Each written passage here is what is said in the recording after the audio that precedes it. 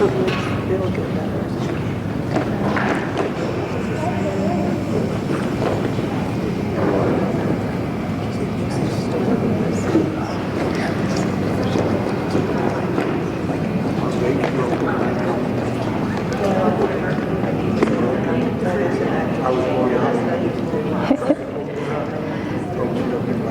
Okay, well, thank you so much, everyone, for coming. It is a great blessing. I thank the Lord for the opportunity to share Loren with you. He's been a great gift for our family. Most of you have read that letter where I was inviting you. How we've been so sick since we were in Oregon. We lived in our home for 13 years and got very, very sick, and I'm sure it was a combination of things, not just the toxic mold, but yeah, for the last 7 years, I have been on and off very sick, and I had periods of time where for months I couldn't function, I couldn't think clearly, I could barely eat, extremely weak, very emotional. So it has been a long journey trying to figure out what's wrong. I think there's so many illnesses that share these symptoms. And that's what we're learning, that there's such a long list we've learned in medical school, such a long list of illnesses. And it doesn't really matter what it is. But what we're learning is that there's just one simple way. It can be complicated, but there's one way to heal. And if we provide our bodies with what they need to be better, we can all heal. There's so much hopelessness with many illnesses that we're diagnosed with, and we feel that there's no solution, or that we need to find the special drug that will help us feel better, or the special therapy, or the special diet. But I think the Lord is so good and has given our bodies this amazing ability to heal if we provide what the body needs to get better. And there's been so many paths trying to find answers, and I praise the Lord for finding Loren, and for how good he's been, how much he's taught us how to eat properly, what things we can do to get better. And it's a great blessing, all the years he has of experience. So Loren started about 30 years ago, right, Loren? Helping people heal this way, because he healed himself from chronic illness.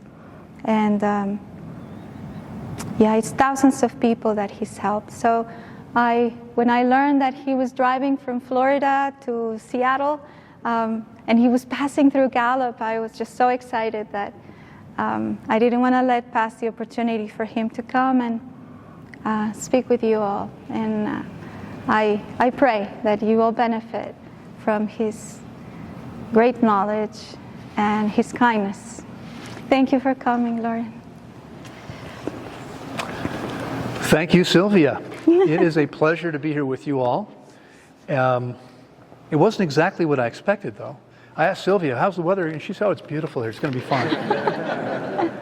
Right. I was in shorts and flip-flops a week ago in Fort Lauderdale. Yeah, right? So I think, can we dispense with the formalities? Is everybody, we good? Okay, all right, because I don't wear these things too often. So Silvia said some interesting things, and some things that might sound a little odd to some people. And they certainly sounded odd to me. I'm going to share my story tonight a little bit. I'm not going to bore you with details, but there's some important things that I learned along the way that I think are going to make more sense to you if I speak about it that way. And so I'll tell you that I grew up outside of Washington, D.C., Bethesda, Maryland, as we discussed. normal kid, reasonably healthy. I had colds and flus, but nothing special. I was athletic. I wasn't an amazing athlete. I was a very good swimmer. I swam competitively for 18 years. I played baseball and soccer relatively poorly, but I played. And at 23, I'd gone to the U.S. Air Force Academy. I left there because I was disqualified from flight training. I had congenital knee problems. And so I wound up taking some time off. And by the time I graduated from school, I was a little bit older than normally I would have been.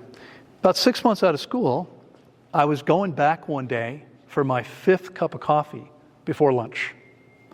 And it occurred to me that I might be addicted to caffeine.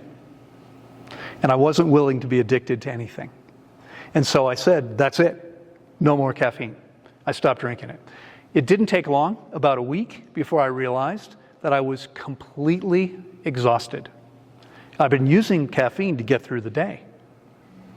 I had no energy whatsoever. Okay?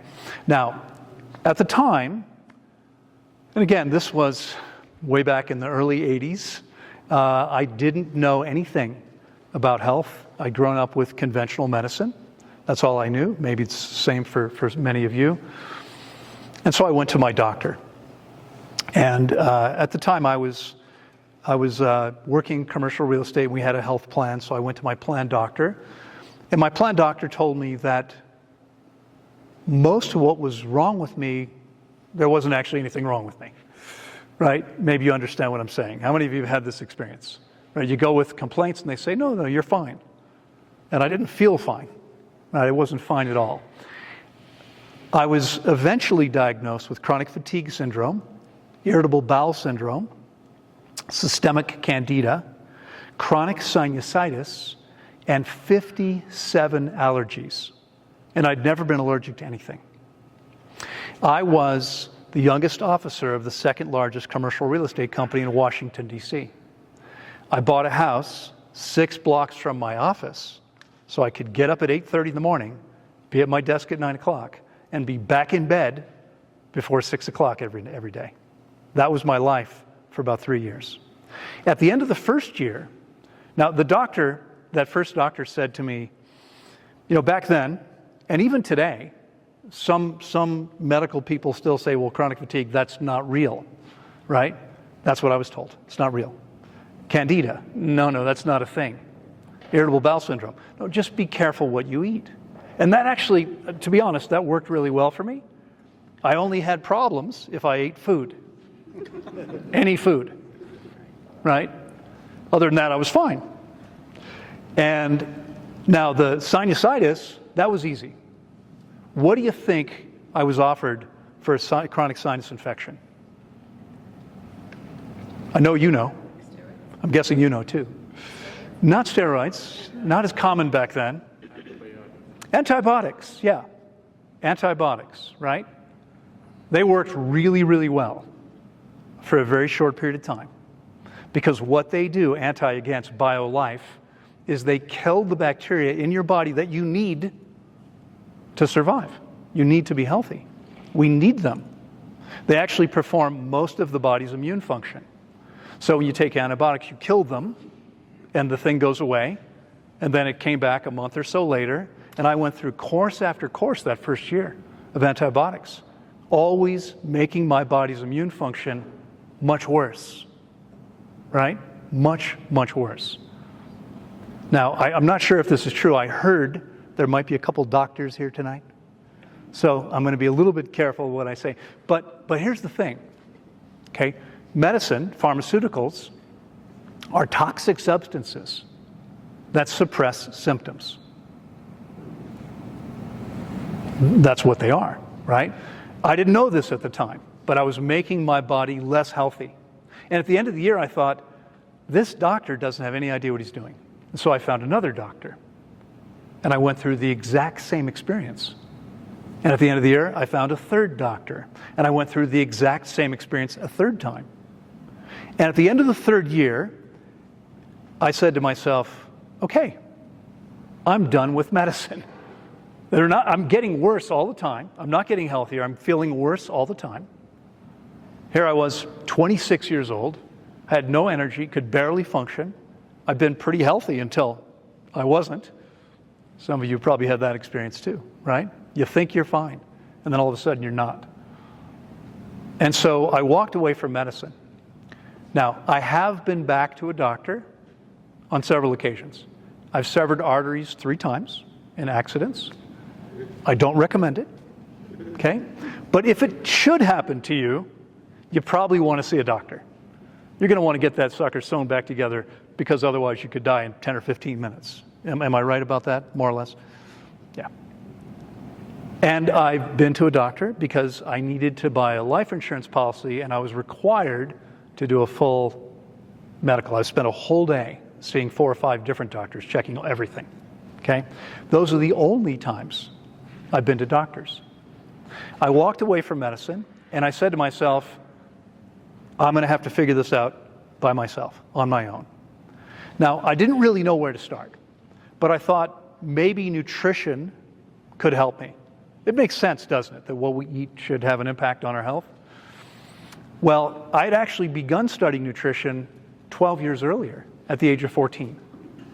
In my 14th year, I grew 10 inches without gaining a pound. Okay? I look like a stick with a nose. Okay? And you can imagine, hormones are kicking in. I'm wanting the girls to find me attractive, and I look like a stick with a nose. And I thought, maybe if I start studying nutrition and working out, I can build some muscle, right? But that started my journey into nutrition and human health. So 12 years later, I think I just need to go back to nutrition. To be honest, I had kind of ignored it through high school and college. I was a little too busy to be paying attention to nutrition, right? Lots of pizza and beer and other substances that I won't mention. I went back to nutrition, and what I realized was I was doing everything that, at least at the time, they said I should be doing. And here I was, sicker than anybody I knew. And I thought, something's wrong with this picture. Okay, what they're telling us about nutrition, maybe it's not the whole story. Maybe they don't know the whole story. Okay? So, I really don't intend to step on people's toes, but I usually do. And so let me tell you a little bit about the history of medicine and nutrition in case you're not aware of it. Some of you may be. Medicine changed forever in 1910. Anyone know what happened in 1910? No.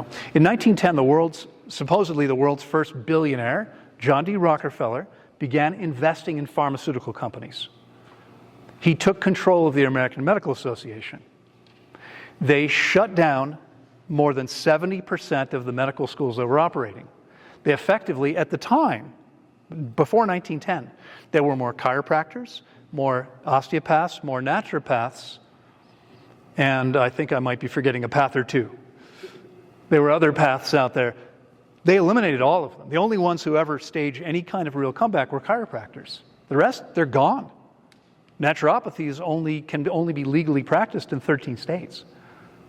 Okay, most of these practices are gone.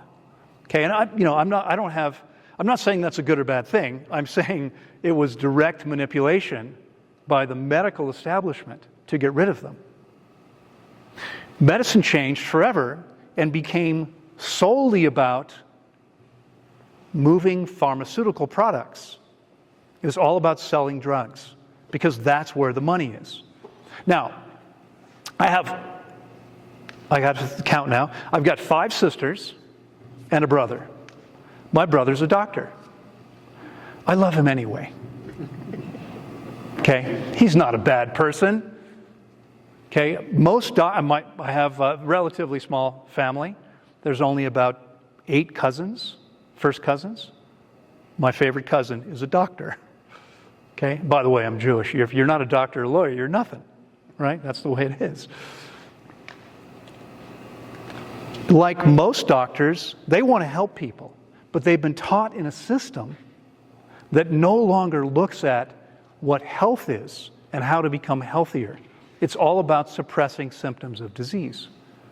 It didn't work for me. I'm guessing it didn't work for many of you. It didn't work for the more than 16,000 people I've been privileged to help regain their health over the last 39 years that I've been working, doing this. Okay? It turns out that medicine, and it's not just pharmaceuticals. Can herbs heal you? Well, a lot of people would say, yeah, they can. But here's the truth. Healing is a biological process. And what that means is that only the body, the organism, can heal the organism. Nothing else can. Nothing from outside of you can heal you. In fact, I was teaching a full-day seminar in Belfast, Ireland, several years ago. And I said to the 50 or 60 people there, there's only one thing on this planet that can heal your body. And a hopeful voice from the back of the room said, you? No, it's not me. It's your body. There's nothing else. Okay? How many of you have had a dog who's ever gotten sick enough that it refused to eat? Has that happened? Quite a few hands. Did you know every animal species on the planet instinctively stops eating when it's sick enough or badly enough injured? And the reason why is very simple. Healing is a biological process. Only the body can heal the body. Processing food takes a significant amount of the body's energy. So when the body is badly enough injured, there's no desire to eat. There's an instinctive desire to stop eating so the body can channel that energy into cleansing and healing instead. Most of you can probably remember being a child. Can you remember being a child? Yeah, you can? You've got a great memory. For the adults here, if you can remember when you were children and you got sick enough, you probably didn't want to eat. Right? But your mother, who loved you and thought you needed to eat, probably said to you, no, honey, again, Jewish mother here, got to eat, right? No. Our bodies knew. Our bodies knew best. They knew exactly what they needed to do. But I'm kind of getting ahead of myself because I tried everything, right? When nutrition failed me, I mean, even before I went back to nutrition, I tried herbs and I tried chiropractic and I tried homeopathy. And none of these things helped me. And then I went to nutrition and I thought maybe what they're teaching isn't the truth. Now, remind me of your name, please. Anne. Anne. Okay. So I'm pharma, and I go to Anne and say, Anne, I hear you've got a medical school. Fantastic. We'd like to support you. We've got $1 million grant for you. This happens all the time. We got $1 million. It's a gift. You don't have to pay it back. We would ask you to reconsider how you're teaching this particular piece, because they've got moles. They know exactly what's going on. They're paying students to tell exactly what's happening. You don't have to. If you don't want to change, you don't have to. Tell me your name, please. Nancy. Yeah. And if you don't want to change that curriculum, that's okay. I'm sure Nancy's medical school will be happy to have the $1 million. This is the way it works. And it's not just medical schools. They do the exact same thing with nutrition programs. Okay, now think about this. Medicine is a business. And again, look, there are doctors in your community who are out there doing everything they can to help you. But doctors aren't controlling medicine. Who controls medicine? Pharma's over $1 trillion a year now. If you have a license to sell a drug in the United States, you get that license from the FDA. That license is worth over $1 billion a year on average. Most of you probably know a little bit about life insurance. You buy a life insurance policy and you go in there to get the policy, they're going to say, okay, well, you're 32 years old, right? Right? So, they know exactly when you're going to die, right? They have it all figured out. The drug companies use the exact same statistical processes. And so imagine this scenario. You're the CEO of some pharma company, and your chief statistician comes in and says, boss, we ran the numbers, If we market this drug, it's going to cost us $100 million a year in lawsuits. Fantastic. Let's pop some champagne. That's a $900 million profit. Okay, the scale of this is mind-blowing. This is what's happening. This is what's happened and has been going on for a long time now in medicine and nutrition. Okay? I personally won't go back to a doctor unless I have trauma, emergency room medicine. I'm alive on several occasions because of it. Okay? On more occasions than I'd care to admit. I used to be a bit of an adrenaline junkie. That probably hasn't been true for 15 minutes or so. But I used to skydive, and I've driven a motorcycle across the U.S. and up and down the East Coast and across Europe 3 times. I still have a big BMW in Europe where my girlfriend lives. I'm going to get rid of it because she won't get on it. She's smarter than I am. Okay? I used to fly a small plane. I still surf, rock climb, mountain bike. I get injured sometimes. Okay? If there's a bad enough injury, definitely go to the emergency room. Emergency room medicine can keep you alive. But if you're dealing with anything else, it's not going to help you. Now, let's look at some facts. First of all, today, roughly half of the adults in the United States, there's about 20 adults here, maybe a little more, 25 adults. Statistically, 12 to 13 people in this room have hypertension. Half the adults in the U.S. have hypertension. Okay? If you have experience with hypertension, you probably know that your doctor is going to say to you, you need to take this medication for the next 3 months, right? Right? No. What do they tell you? Forever. What they're saying is, this isn't going to heal you. We're just treating symptoms. You're actually getting worse all the time because the condition's not getting better, and the remedy, the drug, is poison. They're toxic substances. That's what's going on. Okay? With hypertension. How about diabetes? Roughly 10% of the U.S. population has diabetes. These are huge problems. And here's the crazy thing. If you look at the 11 wealthiest countries in the world,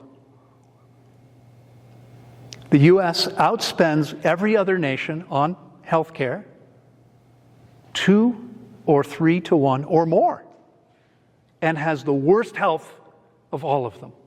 Number 11 of the 11 wealthiest countries. There are countries, third world, second world countries, that have better health statistics than the United States does. The system is badly broken, okay? And you need to understand that. I mean, you don't need to. You might want to if you want to live a long life and be healthy. Okay?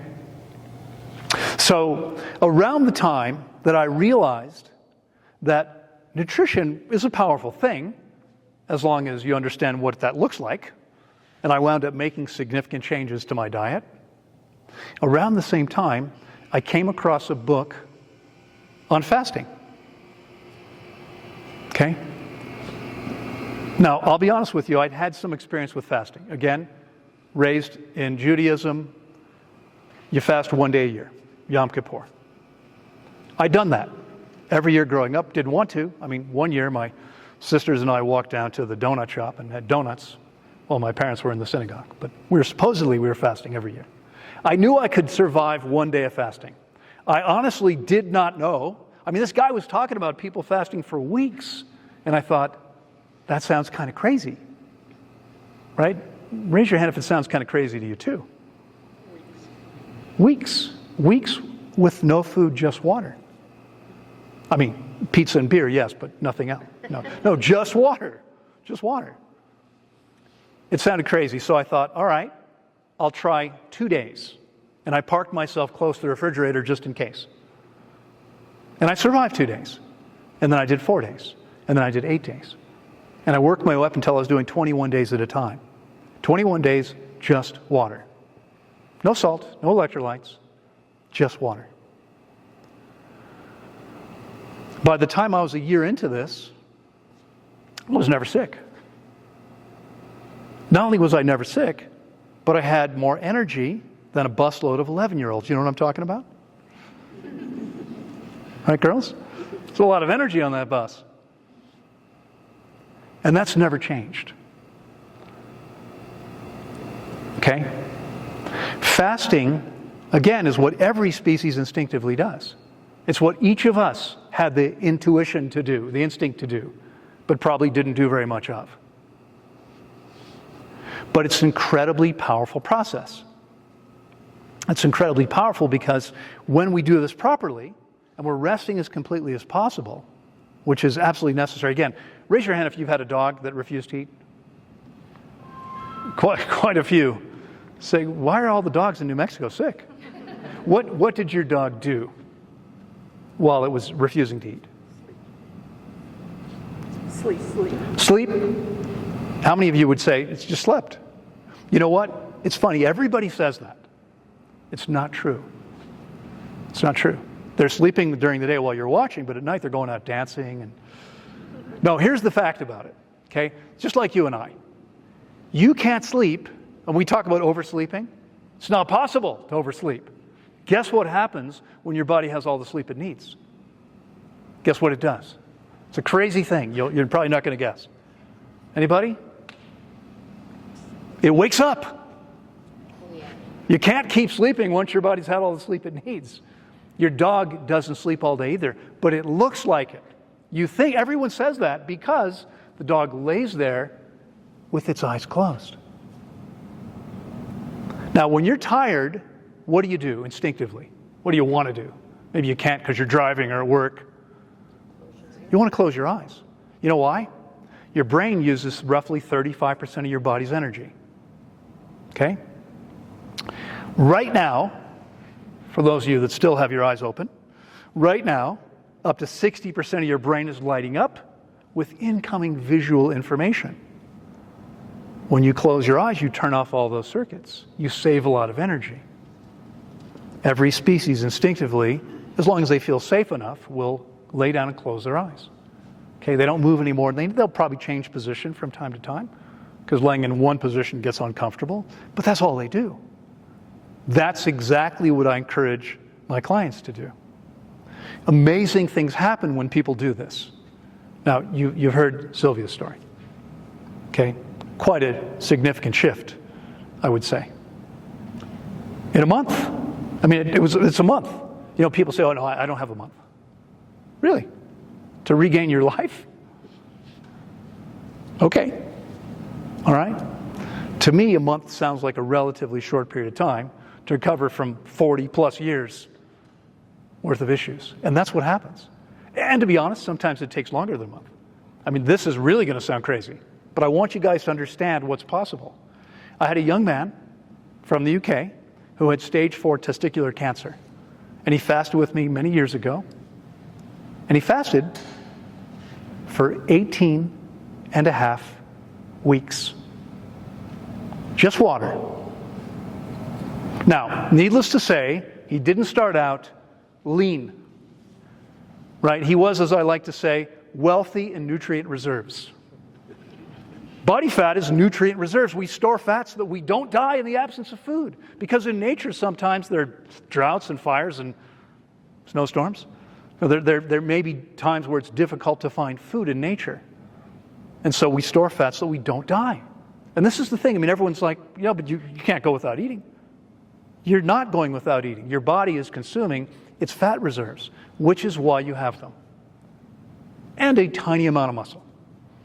Turns out your brain, your spleen, and your reproductive organs want sugar, and we're getting most of that from muscle. If you do this properly, like the dog, you're losing very little muscle. And when you're done, you rebuild it easily because your body's so much more efficient. Again, I would say, people say, oh no, I don't want to lose muscle. Really? To regain your health. Okay.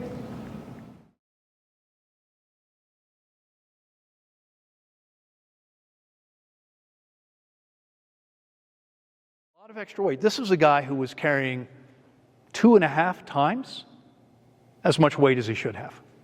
Okay, morbidly obese. Probably would have been dead had he not done this. He's fasted with me a couple times for more than 40 days each time. Okay? He's losing 2 to 3 pounds per day. The woman who's 85 pounds is losing between 1 and 3% of a pound of fat per day.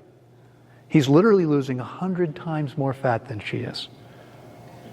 As I like to say, our bodies are virtually infinitely intelligent with regard to their own processes. His body said, oh, thank God, I get a break finally from the constant consumption.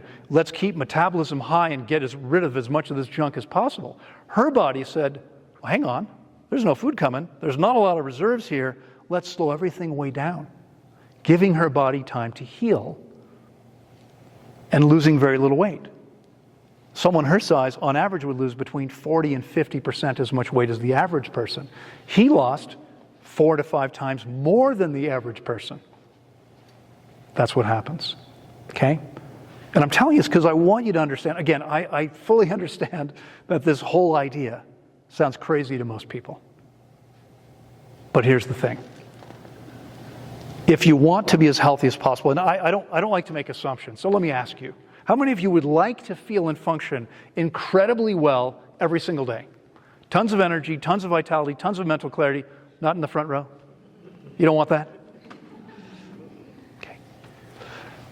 I told you to put those people in the back row. Okay. Everybody wants that. We can have it.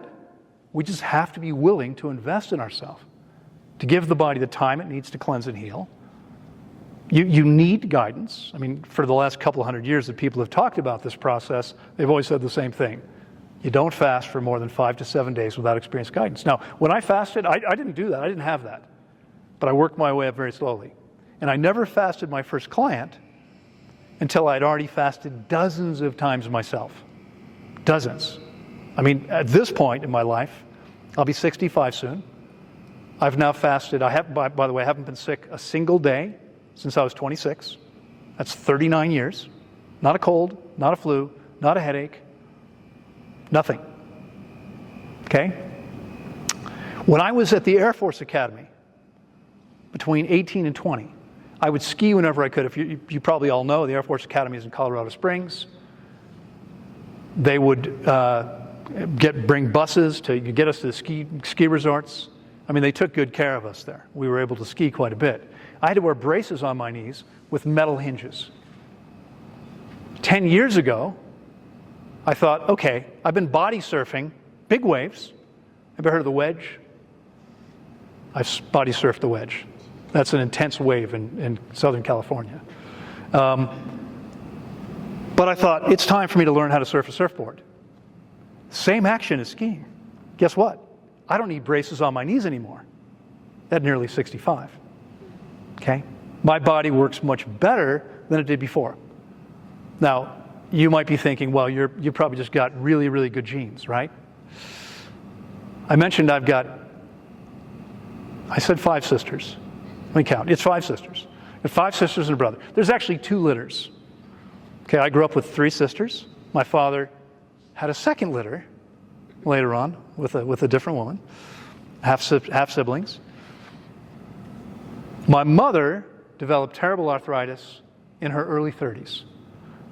She passed away not quite a year ago, back in March of last year. I was with her every day for the last 6 weeks. But she suffered. She was almost 90 when she died. So she'd had terrible arthritis for nearly 60 years on pain medication every single day. All 3 of my sisters, terrible arthritis. My younger sister, 14 months younger, has had her knees replaced. Okay? I have 0 arthritis. I have 6 siblings, right? Including everybody. Everybody wears glasses, at least to read or to drive. My vision is better than 20/20. Same genes. I mean, I did look a little bit like the mailman, so I'm not sure. But same genes. Okay? How we age, how much and how well we age, depends entirely on the choices we make. Unfortunately, for most of us, we didn't know this stuff. We didn't know what to do. We're where we are now, every one of us is where we are now, because we made the best choices we could given the knowledge we had. What I'm offering you is something completely different. You, too, can not only slow down aging, you can reverse aging. Now, I'll share something with you that I believe differentiates me from anybody else. And there's a center in California, there's a center now in, not so far away from here, in Sedona, Arizona.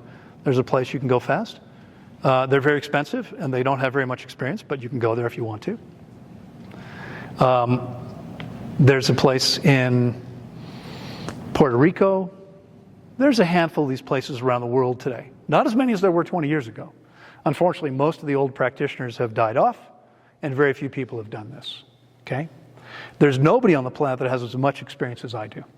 Because if you go to True North in California, you're going to have people who are learning to supervise fast. They're there for 3 months learning to supervise fasts. That's who's attending to you, much like when you go to the hospital. Your attending physician is learning. He's studying. And he hasn't had any sleep for 3 days, right? That's who's looking after you in the hospital. If you go to True North, that's who's looking after you there. I've personally supervised every single client for 30 years that I've been supervising fasts. I mentioned earlier, I've been coaching clients for 39 years, but I started officially fasting people 30 years ago. In fact, it's interesting. I have a woman fasting with me right now. She's 79 years old. She broke her fast yesterday. She did 21 days. Today was day 23 of a 28-day process. She fasted with me. She was referred to me. She's a professor at a university in New York City. And she had a good friend who was a professor in New York City, who was a dear friend of mine, who introduced her to me before I opened the center more than 30 years ago. I fasted her more than 30 years ago, once more in the interim, and she just completed her third process with me. Okay? You're not too old. My oldest client actually turned 91 while fasting for stage 4 cancer of the larynx. They wanted to do an emergency tracheotomy because he could barely speak. It was hard to swallow, right? And he didn't want to do that. So a friend of his told him about me. He came to me, fasted for 30 days, turned 91 while fasting for 30 days. When he went home, his son rushed him to the hospital. His son was actually a very famous movie director. And so he had the best surgeon in New York City standing by waiting. And they roll him into the OR. They can't find a tumor. Now, not everyone heals from cancer, but a lot of people do, even stage 4. Our bodies are meant to heal. They're meant to heal. So what sets me apart, aside from the number of people I've worked with personally, is I read a book, some of you may have seen, called Your Body's Many Cries for Water. Anyone come across this book? It was written by a doctor. So I grew up in the 60s and 70s, and we didn't have all the superheroes that are out there today. Batman was my superhero of choice. And this guy's name was Dr. Batman. His actual name, he was Iranian, but he practiced outside of Washington, D.C., and his name was Batman Gelidge. Everyone called him Dr. Batman. And Batman wrote this book called Your Body's Many Cries for Water, talking about how dehydration is the number one cause of most problems. No one took him seriously. He went to NIH, which was just on the other side of the Beltway from where he was. He was somewhere in Fairfax County. He went to NIH a dozen times. They wouldn't talk to him. They wouldn't read his papers. They wouldn't look at anything he had to say.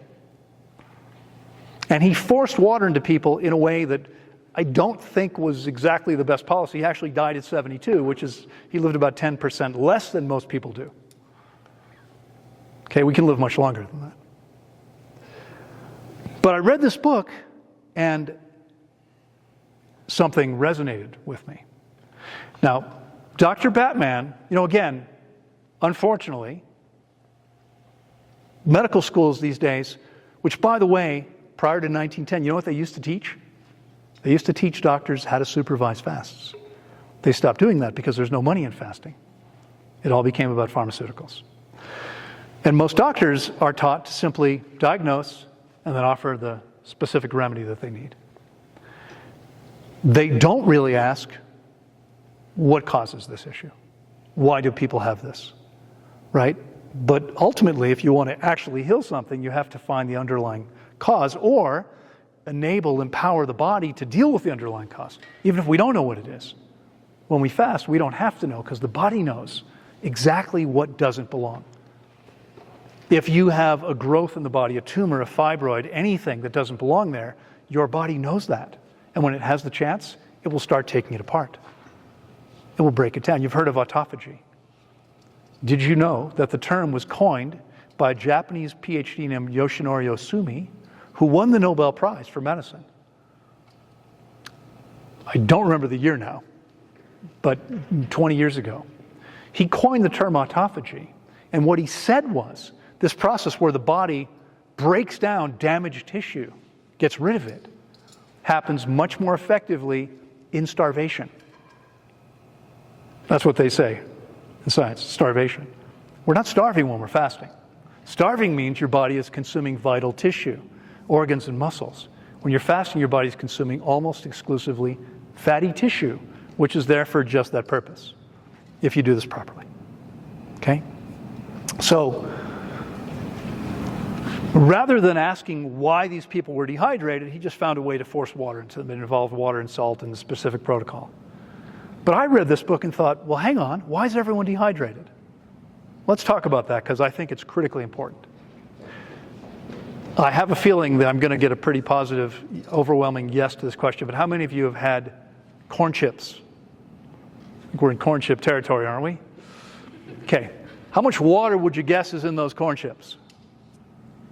Anybody? Zero? Zero? It's not. It's actually 3%. Corn chips are 3% water. If that sounds like a lot, white bread is 50% water. 3% is pretty dry. Now here's the operative question. Do those corn chips come back out of your body as dry as they went in? You better hope not. Could you imagine if they did? Might be just a tiny bit uncomfortable. They go in 3% water, they come out 75% water. That's what stool is, on average. 75% water. Where's the water coming from? It's coming from your body. Your body wants to move this garbage out. Okay? And so it's taking water from your body. Almost everything people eat today is dehydrating the body. And it's not just what they eat. How about coffee, tea, alcohol, sodas? They're all diuretics. They make you lose water. How about salt? This one might be hard for some of you to wrap your head around. We know we need salt, right? I mean, in your bloodstream, two of the most critically important electrolytes are sodium and chloride because they help govern circulatory function in your heart. And you might disagree. I found that it's probably best when the heart keeps beating. So sodium and chloride are kind of important. But should we be consuming salt? Salt is an inorganic crystal. It's very similar to quartz, emeralds, diamonds, rubies, and sapphires. Should we grind those up and put them on our food? Have you seen a salt lamp? Don't they look delicious? It's not food. What's supposed to happen is the plants, with the help of beneficial soil organisms, specialized bacteria, convert those inorganic, that's rock and metallic forms of minerals, convert those inorganic minerals into organic plant tissue. So if you eat lettuce, tomatoes, celery, lots of things have trace amounts of sodium and chloride. I stopped using salt 40 years ago. No salt. People say, you can't live without salt. Really? I think I'm okay. We don't need salt. When you eat salt, your body has to protect you from it, and it causes edema. Okay, you take off your socks at night and there's a little ring around where the top of the sock was? That's edema. That's pitting edema. That means your body's trying to protect you from something that doesn't belong there.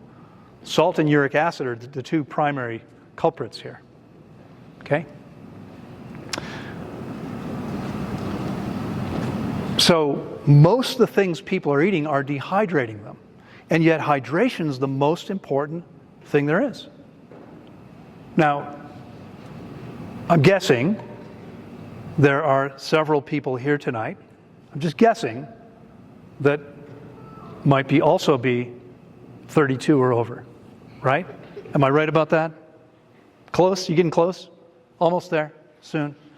Okay, so there might be some of you who are thinking about or maybe concerned about aging, issues around aging. I believe that most of what we think of as aging is actually long-term chronic dehydration. Why does your skin wrinkle? Because it loses elasticity, because it dries out. And it dries out because, let me share this. So in the 22 plus years now that I've been measuring clients' hydration, we didn't have that technology when we started, but we've had it for more than 22 years now. Most people are about 84, 85% hydrated, which means every day, that's a B, right? That's not bad. It means every day your body has 15% less water than it needs to have to meet all of its needs. What do you think happens? Do you think everything gets 15% less water? Is that going to be evenly distributed? Here's my guess. Your virtually infinitely intelligent body is going to say, you know what? Let's give preference, priority to the brain, heart, lungs, liver, kidney, pancreas, thyroid, and bloodstream, vital organs and systems, which means they're going to get as much water as possible, and what's left over isn't going to get 85% of what it should have. It might only be getting 25% of what it should have. So what's not critical to your survival? Well, how about skin? I mean, it's good to have skin. Don't get me wrong. I'm not suggesting you give up your skin. Keep your skin. Does your skin have to be fully hydrated for you to survive? What do you think? No, of course not. It's not critically important to your survival. But imagine if your brain was severely dehydrated. You know what? Most people's brains are severely dehydrated. And let me tell you something that's kind of crazy. Science says, now science doesn't understand what's possible. Here's what I mean. Medicine will say to you, well, your blood pressure should be 120 over 80. Why do they say that? Is that healthy? Well, it's normal. Normal means what? Most people think normal means healthy. Does normal mean healthy? What does it mean? The average. It means average. I got some bad news for you. Okay, if you're average, remember, 80% of the population dies of cancer, heart disease, or stroke. Nobody needs to, but almost everybody does. Anybody still want to be average? We can be much better than average. Okay, no one's blood pressure, no systolic pressure should be as high as 120. No one should be that high. That's too high. It's not. I've seen what happens when we get people healthy, really healthy, and their blood pressure is never that high. Okay? But again, very few people understand that.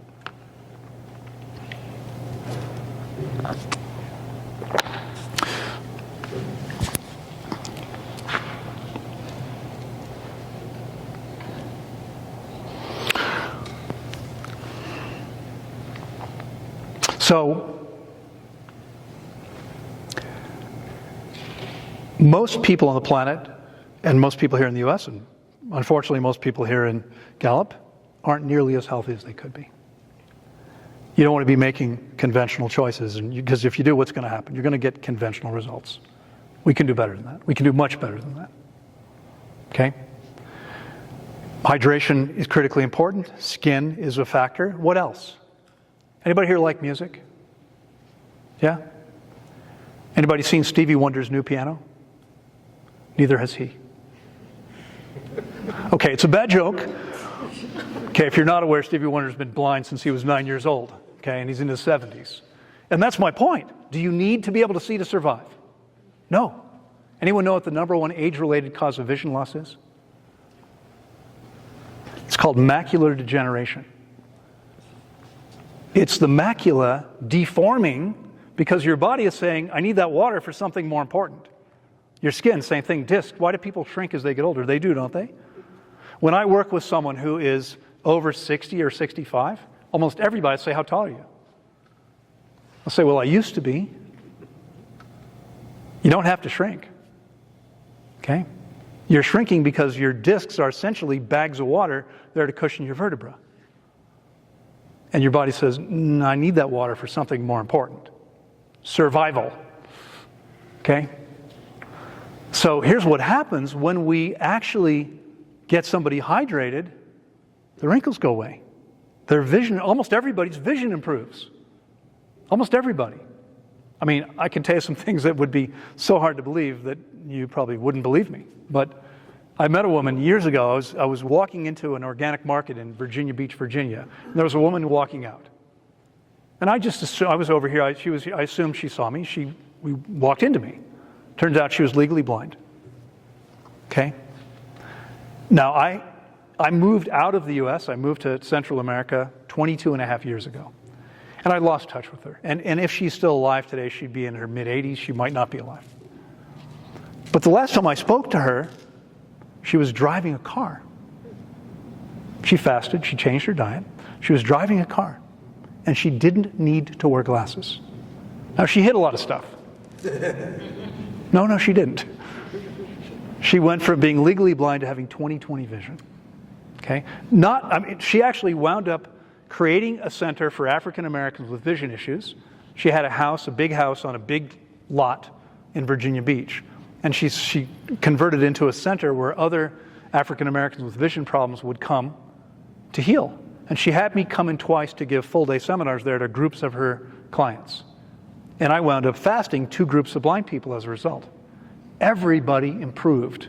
Nobody improved as dramatically as she did. But everybody improved. How about loss of hearing? Yeah. I had a client once who, his claim to fame, he was the lead guitarist for 25 plus years for the loudest rock and roll band in Melbourne, Australia. That was their claim to fame. Loudest rock and roll band in Melbourne. He had lost 70% of his hearing. Imagine being on stage night after night playing, ear-splitting music. He fasted with me for 42 days. By the way, he was skinny when he started. 42 days, regained 100% of his hearing. Okay? Our bodies are meant to heal. Okay? If you want to feel and function better than you have in a long time, that's available to you. You just have to be willing to give your body the chance to allow that to happen. You need to take time off because it's about resting as completely as possible. You're going to need to make an investment, okay, because you need help getting through the process to do it properly. It makes all the difference in the world. Now, people say to me, I can stop eating all by myself, right?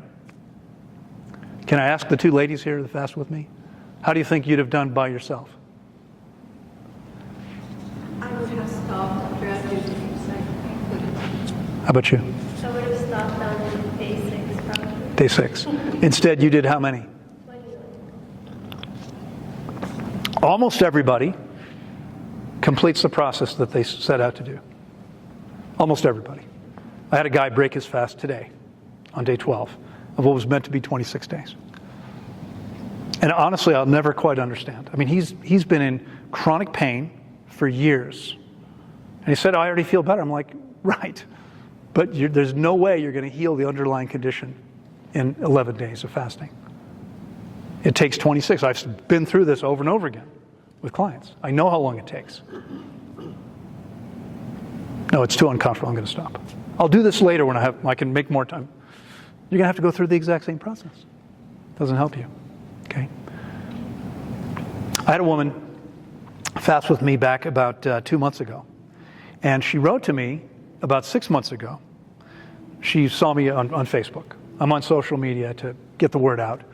And she wrote to me, and I posted something. She said, well, I fasted for 21 days. It was the worst thing I ever did.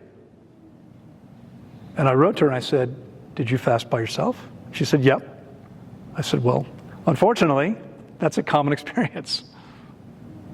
It's a common experience. She fasts with me. She actually just posted something last week. I should have shared it with you. But she said something along the lines of, it was the best thing I ever did for myself.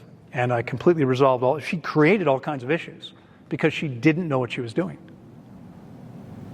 In the last month, I've heard from 3 people who wound up in the hospital fasting on their own. It's a serious process. I mean, if you thought it sounded crazy, going 21 days or longer without food, it's not crazy, but it's a serious, significant thing. and you want to make sure you're doing it properly. Because here's the thing about fasting. It's powerful. Okay? You have a car, sir? Car? Yes. I guessed you did.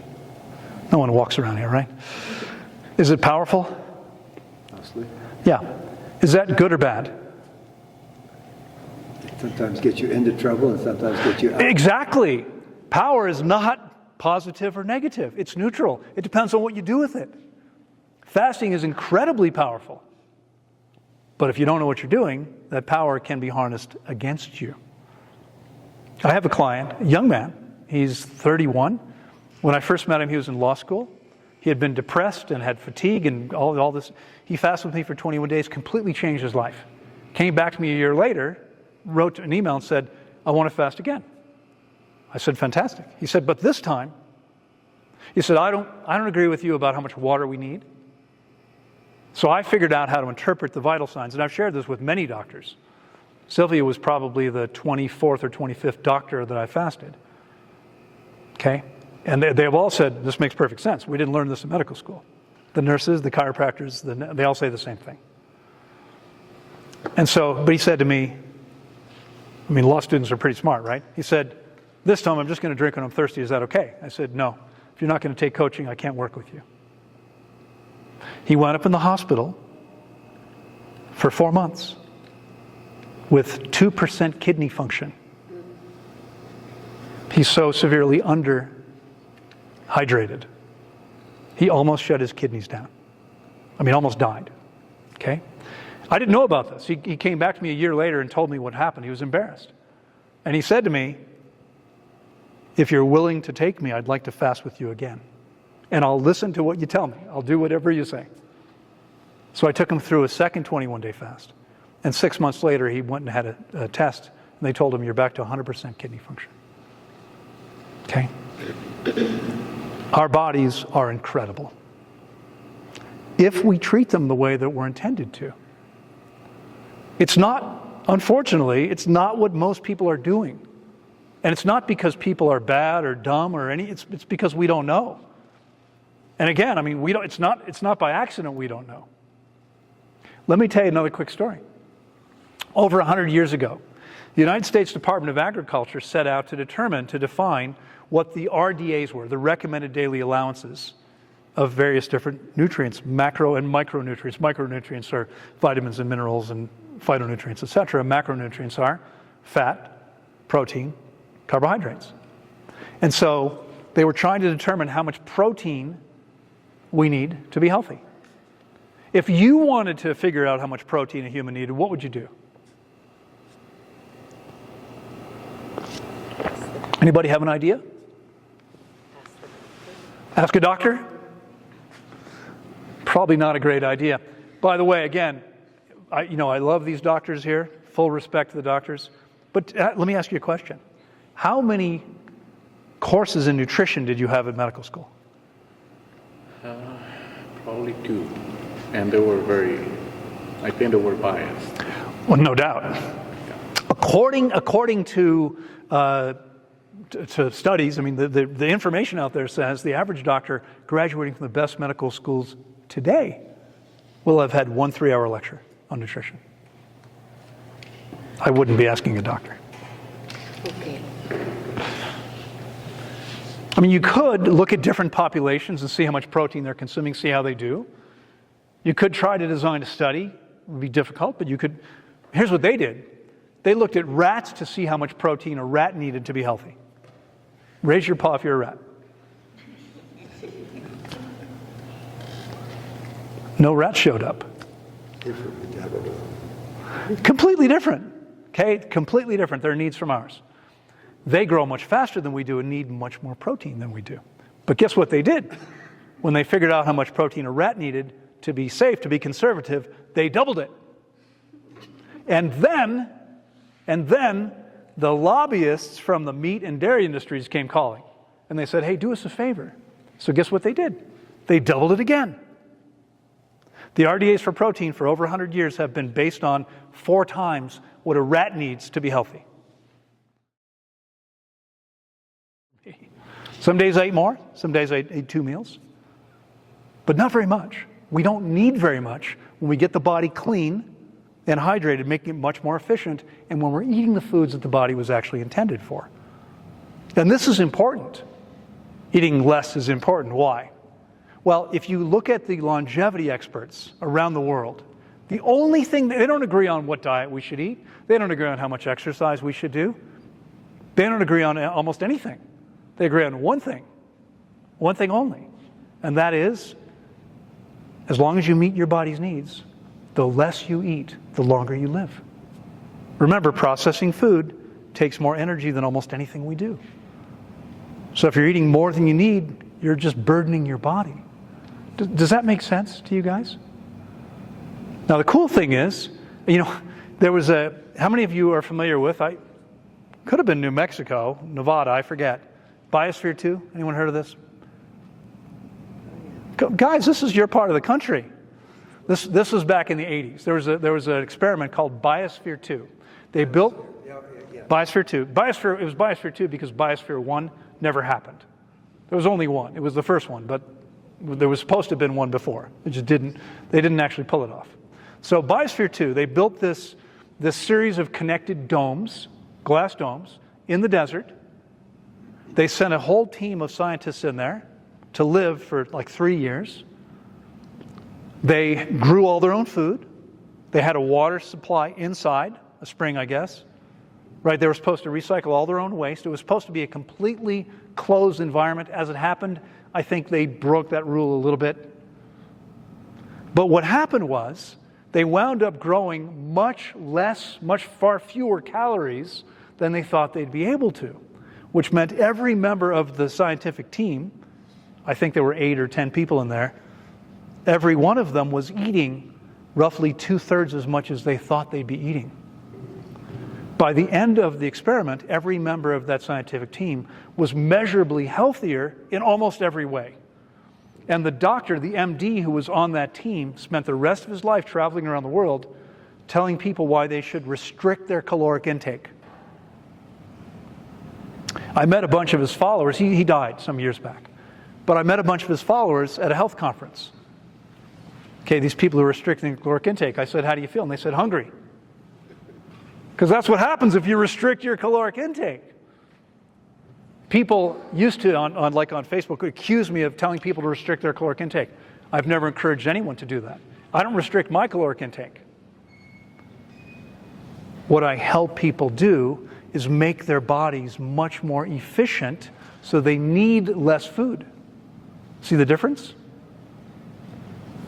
I'm not walking around hungry at all.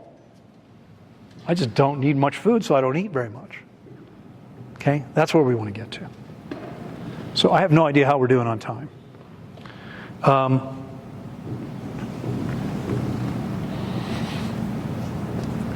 I want to address a few things. I talked earlier about hypertension. Hypertension affects today half of all adults in the U.S. Half. Medicine is going to help you? No. Anyone know what there's about, I think, half a dozen, you probably know better than I do, or not, about half a dozen different types of hypertensive drugs on the market, different mechanisms. But they're all essentially doing the same thing, right? Some of these drugs, for instance, there are diuretics, which make you pee out liquid, so your blood volume drops. Blood volume drops, what happens to your pressure? It goes down. It goes down. Volume drops. It's basic fluid dynamics. Let me ask you a question, though. Who knows better how much blood your body should have? Your body or Pfizer Pharmaceuticals? Your body knows exactly what it needs. We're artificially reducing blood volume. Okay? There's other drugs that slow down the heart artificially. If you slow down the pump, what happens to pressure? It goes down. Let me ask you a question. Who knows better how fast your heart should be beating? Your body or Merck? Obviously your body does. Anyone know what the number one side effect of these drugs? Well, and remember, guys, if you don't make any changes, 50% of you, statistically, will be on these drugs. Okay? Anyone know what the number one reported side effect of these medications is? Nausea? That may be, but not what I'm thinking of. It's depression. Depression. Because you're not getting enough blood to your brain. Number one unreported side effect. There's really no polite way to say this, but let's just say you're not going to think very well for the same reason. How well does your brain work? I started to tell you before and somehow missed it. But when they look at normal people, they say, well, if your brain is 2% dehydrated from normal, which is already pretty dehydrated, but if you're 2% dehydrated, your brain, you lose 20% of your cognitive function. This is how important hydration is. Now, I've now measured the hydration levels of coming up on 7,000 people. I'm the most hydrated person we've ever measured. Okay? And it's not by accident. It's nothing special about me. I promise you. It's that I've done the work, and when I understood what we needed to do to stay that way, I've stayed that way. By eating things that are hydrating me rather than things that are dehydrating me. Does that make sense? Every one of you can accomplish the same thing. Okay, when you do, you'll not only age more slowly, but you'll live longer. This is what happens. Okay? I have so far worked with over 1,500 in 30 years, over 1,500 hypertensive clients. 100% of them came off their medications. Now, they come off the medications before they fast. We don't fast while on drugs. Very few exceptions to that. Exceptions that aren't actually exceptions. If you're a type 1 diabetic and take insulin, you can keep taking it. Because insulin's not a drug, it's a hormone, and you need it. Right? So I fast type 1 diabetics while they take insulin. They need much less. And so far, a few of them have gotten to where they didn't need any. Okay? Type 2 diabetes, more than 150 people, 100% healed, no need for medication. 100%, every single one. Is this a positive thing? What do you think? Yeah. If you're taking medications, you are damaging your body. So you want to get off the medications. In fact, the type 1 diabetics, most of whom haven't healed, every one of them needs far less insulin by the time they're done, which is also much better. Right? We're getting closer to where we should be this way. Okay? Hypertension, 100% off the medications by the time they're done. Now, is it permanent? There was an old jazz tune that went something like, what's the use of getting sober when you're going to get drunk again? Okay? Obviously, if you fast and then you go back and make terrible choices again, you're going to recreate issues. You're still better off, though. Aren't you still better off? If you could eliminate 30 or 40 or 50 years worth of garbage, you're not going to put all that back in any time right away. But of course, you're not going to maintain the same amazing levels of health and vitality. Here's the crazy thing. Most of the people I work with, I remember a woman from Spain. By the way, I mean, we're very international. My clients have so far come from 156 countries. Because there was no place like mine. My center, the bricks and mortar location, is now gone, but I now work with people remotely, as I did with these two ladies. Okay? A woman came to me from Spain. She actually fasted with me a couple times. And the first time she came, she said, I'm an athlete. I'm a competitive athlete. I need meat to stay strong. I'm never going to stop eating meat. I don't recommend eating meat, and I'll tell you why. Okay, there's several reasons. First of all, meat eaters live 10% fewer years than vegans and vegetarians. Current statistics. Higher rates of various forms of cancer, heart disease, hypertension, bowel, liver, and kidney disease. Higher rates of depression, lower testosterone levels. Ladies, if you care about that, you should. You've got testosterone too, and you need it. Okay, lower testosterone levels, slower wound healing, slower muscle recovery, and lower IQ. Actually, it reduces your IQ if you're eating animal products. It's true. And you might be smarter than anybody, but you could still be smarter than that. Okay, that's what's possible. Okay, so I forgot where I was going with that. She was an athlete. Athlete, thank you. Athlete, I need to eat meat. And so she comes off the fast, she's eating, we're refeeding people in Costa Rica. We had papayas, watermelons, and fresh coconuts, 12 months of the year. And so the first couple days, that's all people got. Their choice. They didn't have to eat any of those things if they didn't like them, but it was all high water content, easy to digest things because everyone's dehydrated. By the way, there's another piece I need to fill in for you about dehydration. We'll come back to that. Everyone's dehydrated and everyone has a need for water we haven't talked about yet. There's actually about 7 or 8 competing uses for water. And I'll just share this right now. When we're detoxifying, there are 5 primary ways the body detoxifies. 5 primary ways. Number 1, urinary tract. Your 2 kidneys are filtering your blood 60 times per day. And their job is to keep the blood balanced the way it should be.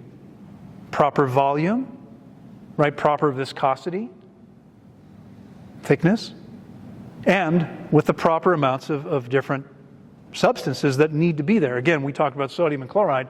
Let's talk about sodium and chloride. I don't remember what the quantity is now, but you probably know the average American today eats a lot of salt.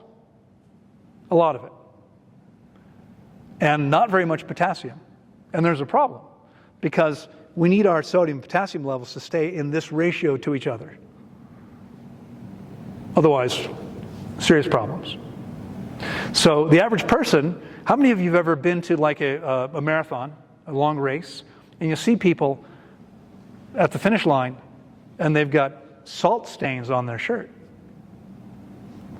I had someone say to me, no, we need salt. Our tears, our urine, everything is really salty. I said, well, yours might be, because your body's trying to get rid of all that salt. Remember, it's harmful to you. Okay, it's harmful to you. I mean, the more salt you eat, the higher the rates of kidney failure, kidney disease, heart disease. Remember, I don't eat any and haven't been sick a single day. We don't need salt at all. But the average person's body is going to be excreting salt to try to get that ratio to where it should be. Now, if you eat the way that I do, no salt, very low sodium in my diet, which isn't a problem because when the body's in balance, the minerals are balanced. We're not losing them. Our kidneys are able to maintain what they want, retain what they need to, unless we're constantly out of balance, which unfortunately most people are. But I'm taking in potassium all the time. Avocados, high in potassium. Bananas, high in potassium. Watermelon, cantaloupe, high in potassium. Okay, lots of potassium, very little sodium. My body's constantly excreting potassium through the urinary tract. Okay, number 1. Number 2 is number 2. Solid waste is eliminated primarily through the colon. Okay? Number 3, through the skin. Now, we don't do a lot of detoxification. We sweat mostly for temperature regulation, but there's some detoxification going on. When people fast, there can be a lot more. You can see full-grown adults having pimples for the first time in 40 years. Rashes, all kinds of things going on because the body is pushing stuff out through the skin when it needs to. The breath. This is particularly powerful for anyone who's ever smoked, worked in a coal mine, anything like that. If you've been taking toxic particulate into your lungs, your body's going to be getting rid of this stuff by breathing it out. And this happens quite a bit when fasting. I had a guy a couple years ago, we talked about forest fires before we started tonight. And I had a client from Oregon who was a wilderness firefighter. And he fasted with me for 21 or 26 days on site. And you could smell the smoke coming out of his body. I had a client who was a jet. He worked for the Air Force. He was in the Air Force. And his job was to repair jet fuel tanks. He would crawl into the fuel tank to make repairs. They're never completely dry. You could smell the jet fuel coming out of his skin as he detoxifies his body. Okay, I've had clients who were adventurous in high school and college, perhaps, used substances that aren't exactly legal, and found themselves re-experiencing that substance 10, 20, 30 years later. I've had people healing a guy. I remember the first time this happened. There's a guy who, big guy, and on about the 10th day of his fast, he said, my right knee was swollen when I woke up this morning. I said, oh, you ever injured? He said, no. He said, well, yeah. I mean, playing college football, 30 years ago.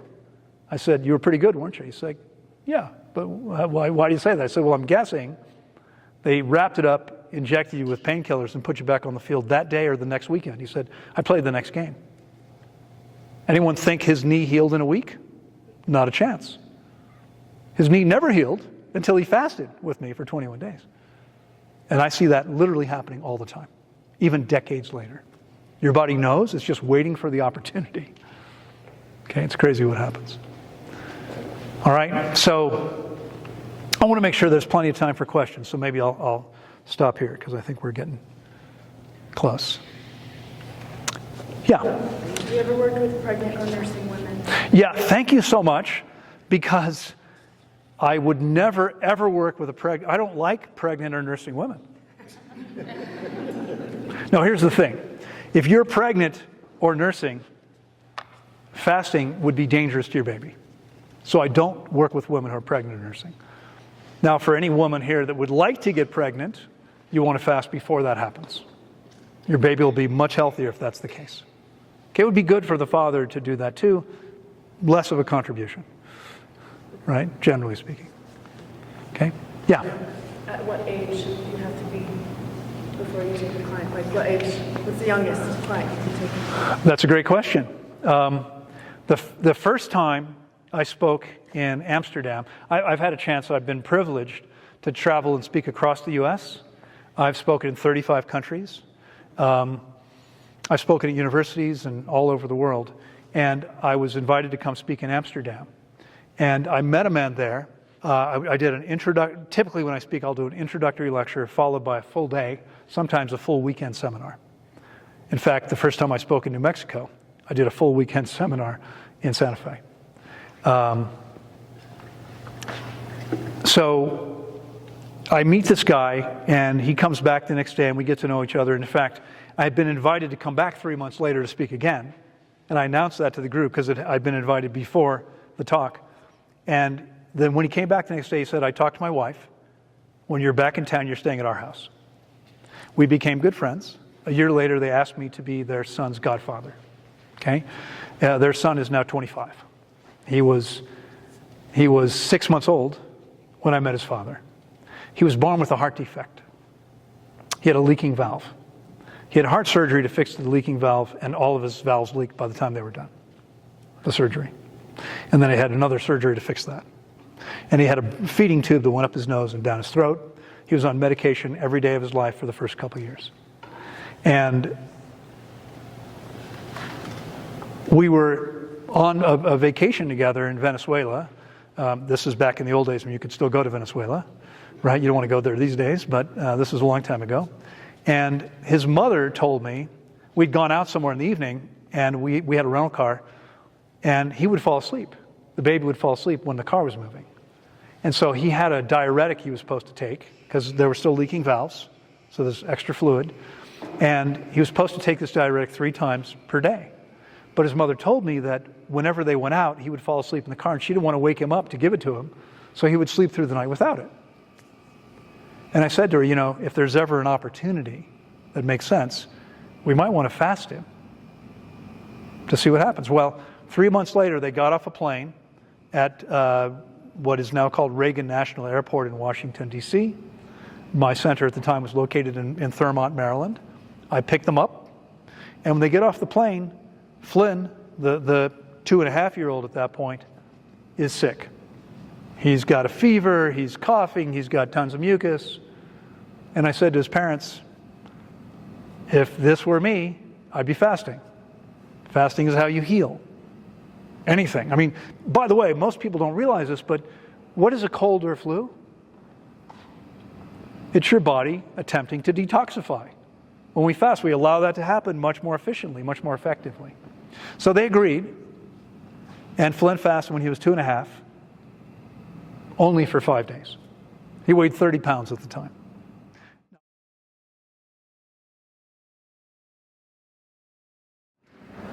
Other questions? Does anyone else have a question before I go?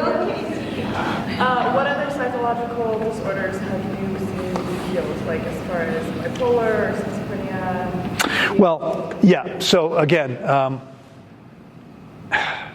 those are conditions. I mean, I'll work with people remotely, but I couldn't. Most of the people I fasted, I fasted around 2,000 people remotely, and around 10,000 people on site at my center. Okay, I wouldn't take people with those conditions on site. We weren't equipped to deal with that, right? But I'll work with someone remotely if they're home and they've got a family member that is familiar with the situation. That's fine. I don't have a lot of experience with those conditions because I wouldn't take them in person. But they've been healing conditions, all kinds of psychological issues in Russia for decades with fasting. It's common. How about Neurological issues. Yeah, easy for you to say. Absolutely. We've had a lot of people with all kinds of neurological issues, almost everything you could imagine. I had a young man from Germany a few years ago who, his father was very wealthy, and he got like a $10,000 a month allowance. Can you imagine? He never worked. He was 37 or 38. He'd never had a job.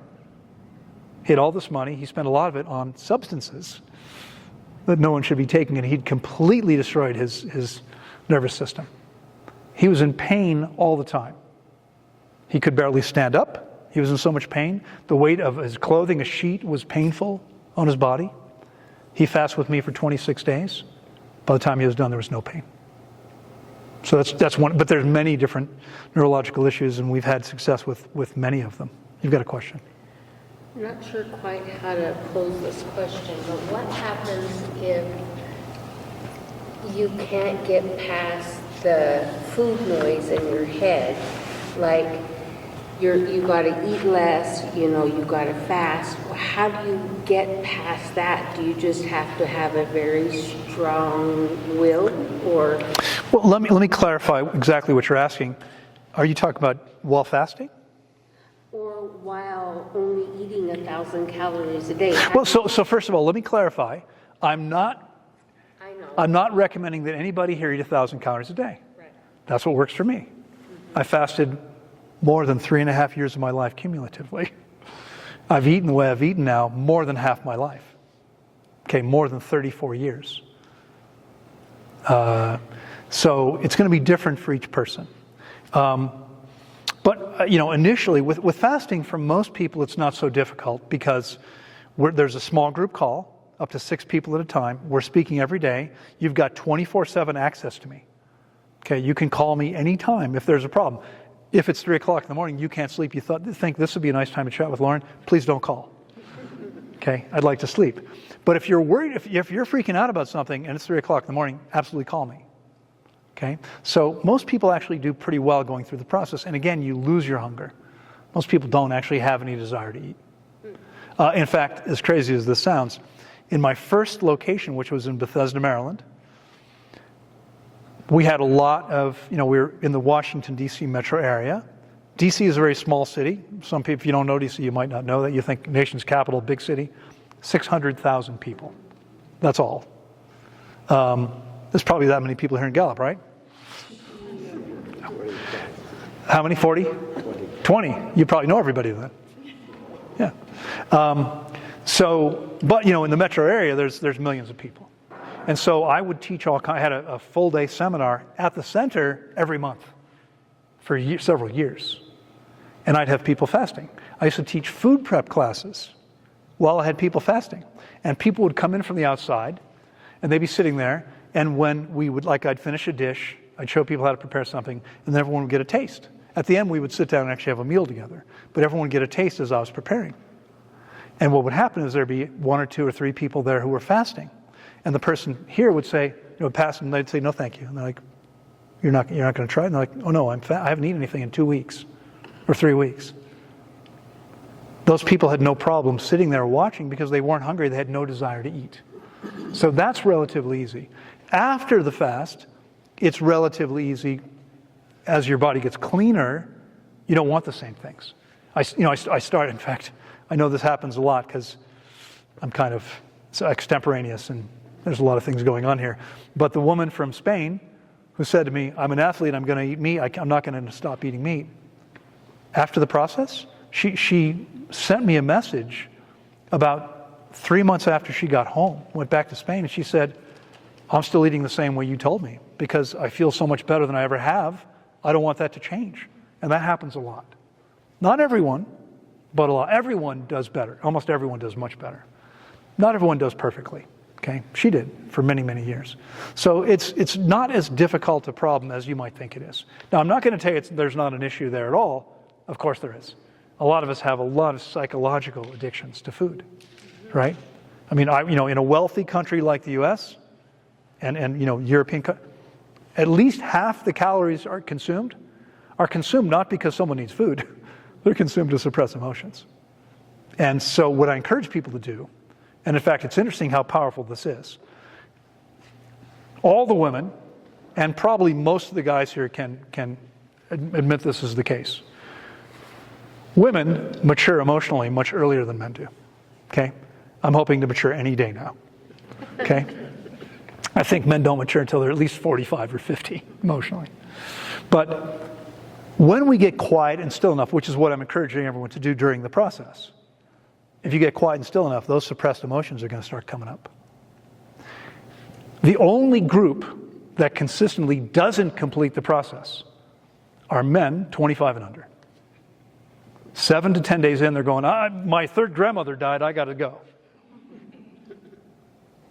They had nothing, they planned this for a year, but now they have an urgent thing they have to go home and take care of because they can't handle the emotions coming up. So this part can be challenging for many people. Most of the women are going to have an easier time. Even girls have a much easier time in most cases than the guys do. I mean, boys do pretty well. It's not like the 12-year-olds, boys are fine. They get to be 15, and 14, 15, maybe even 13. Not okay to express your emotions anymore. It's not masculine. We've all been taught this. As I've said to you, my clients have come from all around the world, 156 countries. So far, not one person hasn't been able to complete this phrase. I'm sure you're all going to do fine. Big boys don't. Everybody knows that. Doesn't matter where they're from. As males, we're taught we're not supposed to experience sadness. That's not masculine. That's messed up. And I'll tell you something else funny I just remembered. I had a client years ago in our second location in the U.S., and she was completing, I was trained to do some energy work many years ago. And I've got this woman on a massage table. I've got my hands on her back, and she says, I see, no, she's laying on her back. I've got my hands on her belly, and I see a flicker of emotion on her face. And I said to her, I was wondering if you were ever going to express any emotions because I had seen nothing in nearly 3 weeks.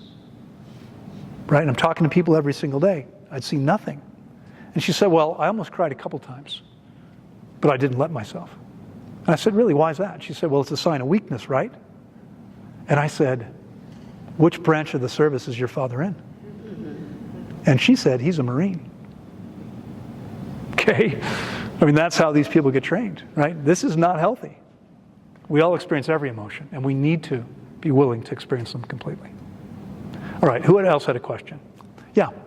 When you said that they have to get off drugs to start the fast, what if it's drugs like a blood thinner because they have a mechanical valve or whatever, a stent, and they're on a blood thinner for that? So far, everyone's been able to come off of those. Your body very quickly does whatever it needs to do when you get out of the way. So most people's blood, first of all, everyone, every single person so far, 7,000 people that we've measured have been significantly dehydrated. Everybody. It's what happens when we live the way we live. I'm sorry? How do you measure it? We use something called a sophisticated bioimpedance device. You can buy them nowadays for $30. Those are junk. We had a $500 machine. Okay? Sends a tiny amount of electric current through your body. It's called bioimpedance. Any electricians in the room? Anybody know anything about electricity? What's impedance? It prevents the flow of current. Okay? It's called bioimpedance because we're sending a tiny amount of current through the body, and fat, which is about 10% water, very little water relative to all the other tissue in your body. Your lean tissue should be about 75% water, should be about 80% water, but is less. The fat impedes the flow of current. And so with a very complicated algorithm, we're able to determine how much fat, how much muscle, how much water is in the body. And then I took that information years ago and figured out how to then determine what the hydration of your lean tissue is and what your overall hydration is. Okay, so that's how we do it. There's a few other things we can see as well. Again, blood pressure numbers, which they don't teach in medical school. I've figured out how to see how someone's blood volume is. Why would blood volume be changing? Well, let's assume you're not menstruating, right? Why would and you're not bleeding, why would your blood volume change? Every minute, science says every minute of our lives, the body is retiring between 40 and 45 million blood cells. Every minute, taking them out of circulation because they're worn out. They need to be replaced. We're constantly replacing our cells. Blood is 92% water. If you're dehydrated, guess what? Your body can't make all the blood it needs. I figured out how to understand the numbers so we can see that. And I can therefore help people understand how much blood they need. When we start getting people hydrated, guess what happens to your blood? It becomes thin enough without needing medication. And remember, the medication's not helping you. I mean, it helps the symptom, but ultimately it's not what you want to be doing. Yeah. So what would the average, I guess, in the fasting state and just after you go through that, like a normal person, after you train them, what would their daily water intake look like? Well, it's going to... Now it's like 8 cups of water, whatever. It's going to be different for each person. Here's the piece that I didn't get to mention yet, and it's a perfect opportunity to mention it.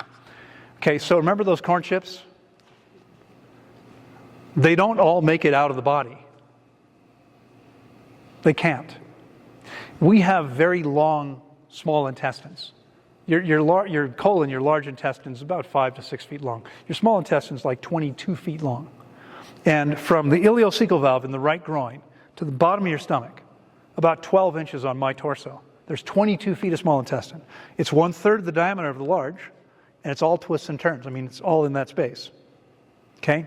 What happens is anything we eat that's not high enough in both water and fiber, because what we're meant to eat are only things high in water and fiber.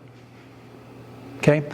When you're eating things that aren't high in water and fiber, a little tiny bit of it gets stuck with every meal. How do I know this? Every client who works with me, if they follow directions, winds up eliminating pounds and pounds of old, hard material. Old, hard waste. I'll be speaking in Seattle next week. I'll see a woman there who is now around 30. She fasted with me when she was 27. Actually, she's 29 now. She might have turned 30, but she fasted with me on November 11th was the start of a session we had in Costa Rica 2 years ago. She fasted with me then. She wanted to do 42 days. She didn't need to, but that's what she insisted she wanted to do. I mean, people can do it if they want to. There's no reason not to. So I said, fine. She came. That's a 9-week process with me. 6 weeks of fasting, 3 weeks of refeeding. But she decided to break her fast after 30 days. So she had 33 days of guided refeeding. Normally someone would have 12 days. She was there for 33. When she started her fast, she's 5'7", and she weighed 99 pounds when she started at 5'7". Pretty thin. Okay? You might have looked at her and said, there can't be much stuff in that body. In 33 days of refeeding, she had 318 bowel movements. And then I do a 6-week follow-up call with every client. 6 weeks after they complete the refeeding process with me, we do a Zoom call, one-on-one. Okay? We do our Zoom call, and she says, I'm still having 10 bowel movements a day. Every day.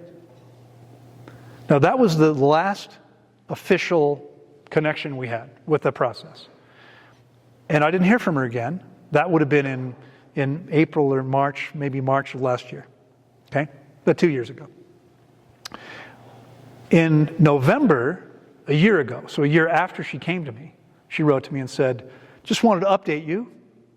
First of all, when I came to you, I mentioned this earlier, her situation wasn't as severe to start with, but she said, when I came to you, I needed to wear glasses to drive. I don't need to wear glasses anymore. I mean, legally, she had taken her license no longer required her to wear glasses. That was gone. But she said to me, until the end of July, she completed her process with me sometime in early December. Until the end of July, she continued having an average of 10 bowel movements a day. And she's writing to me in November and said, I'm still having some days where there's 10 bowel movements. I can say something to people. I can get away with saying something to people most people can't say without getting punched in the mouth. I can tell my clients, you're full of crap. They are. Everybody is. If you've eaten conventionally your whole life, there's a bunch of stuff in there that is making you sick because it's not the remnants of apples and oranges that's stuck in your body. It's the remnants of things that we should have never consumed. We get that out of the body, everything changes. Okay, so how much water we need, it depends. When someone completes the process and they still have a lot of that stuff, and it's like a giant sponge. You can never get hydrated as long as it's there. In order to get hydrated, you have to get rid of it. Once you get rid of it, your needs go way down. So my clients start out needing 4 liters a day. I had a guy a couple years ago, on the last day of his fast, first day of refeeding, we're going over his numbers, as we do every day, and he says to me, I drank 11 liters yesterday. Now, to drink 11, this is important. Here's something important you can all take home and start doing right now. Okay, have you noticed? I'm taking little sips of water. You have to sip water slowly because your kidneys are a filter, and like all liquid filters, they have a maximum flow rate. If some people wake up and gulp a liter of water, you're going to pee it right out. And that's probably not such a dangerous thing. If you're eating, most people eat between 5 and 7 times a day. They eat something. But when you're going 21, 26, 30 days with no food, you're not putting electrolytes back in, you better not be flushing out your electrolytes. You could wind up in the hospital or dead. Okay, I'm not sure which is worse. Okay, but if you sip water slowly, okay, your body can handle 500 milliliters, roughly 16 ounces per hour, slowly over the course of the hour. Okay, so he needed a lot of water because there was so much stuff in his body. My average client, by the end of a 21-day fast, is going to be drinking probably between 6 and 7 liters. Do you remember how much you were drinking? At the end of the fast. 5 liters. How about you? Was it 5? Was it enough for you? Do you remember your numbers? Was I telling you to drink more? Yes. Yeah. Some people have trouble getting it all in. Okay? But when I fast, I'll drink a liter or so per day. And now, currently, when you're off the fast, well, it's changed a lot because I now spend hours every day on Zoom calls.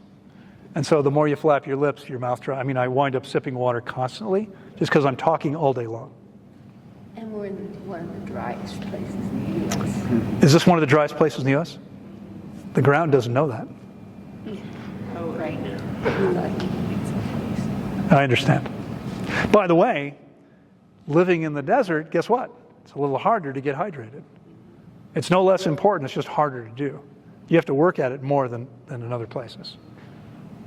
Okay? Other questions? Anyone? Yeah. Can you explain the process? You talked about when you had your on-site, or you had staff, doctors, etc. When Right. you do the Zoom calls, how do you communicate? How does the person get vitals checked? Are they checking them? They are. They're checking them every day. They have to. It's required. It's easy these days. There's automatic machines. Use a blood pressure monitor, infrared thermometer. Just point at your forearm. Okay, so you're going to need the equipment to do it. You do. At home. Yep. Because Yeah. You need about $200 worth of equipment, I think, roughly.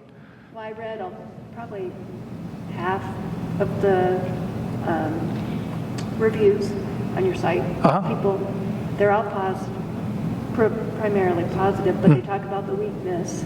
And so Yeah. if you're doing it yourself via Yeah. a Zoom call, you know, you're not going to be running out and driving, theoretically. No, you shouldn't be driving. You should be resting at home. Have everything ahead of time. Yeah, of course. Yeah, no. I mean, most people, set all this up in advance.